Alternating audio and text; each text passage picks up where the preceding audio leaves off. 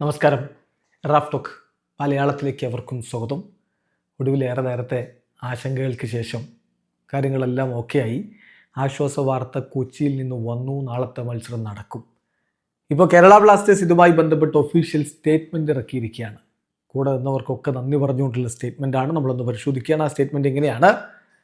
ജവഹർലാൽ നെഹ്റു അന്താരാഷ്ട്ര സ്റ്റേഡിയവുമായി ബന്ധപ്പെട്ട പ്രശ്നങ്ങൾ പരിഹരിക്കുന്നതിനും വരാനിരിക്കുന്ന മത്സരത്തിന് വേദിയൊരുക്കുന്നതിനും സഹായിച്ച കേരള വ്യവസായ നിയമമന്ത്രി ശ്രീ പി രാജീവ്, ബഹുമാനപ്പെട്ട MLAയും എറണാകുളം ജില്ലാ ഫുട്ബോൾ അസോസിയേഷൻ പ്രസിഡന്റുമായ Shri PV Srinijan, GCDA chairman Shri Chandran Pillai എന്നിവരുടെ പരിശ്രമങ്ങളെ കേരള ബ്ലാസ്റ്റേഴ്സ് FC നന്ദിയോടെ സ്മരിക്കുന്നു.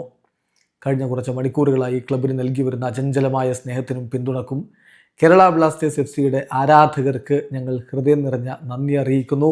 നിങ്ങളുടെ ആവേശവും വിശ്വാസവുമാണ് ഓരോ ദിവസവും ഞങ്ങളെ മുന്നോട്ട് നയിക്കുന്നത്. AIFF ഭാരവാഹികൾക്കും ഞങ്ങളുടെ വെണ്ടർമാർക്കും പങ്കാളികൾക്കും ക്ലബ്ബ് ജീവനക്കാർക്കും ഞങ്ങൾ നന്ദി രേഖപ്പെടുത്തുന്നു.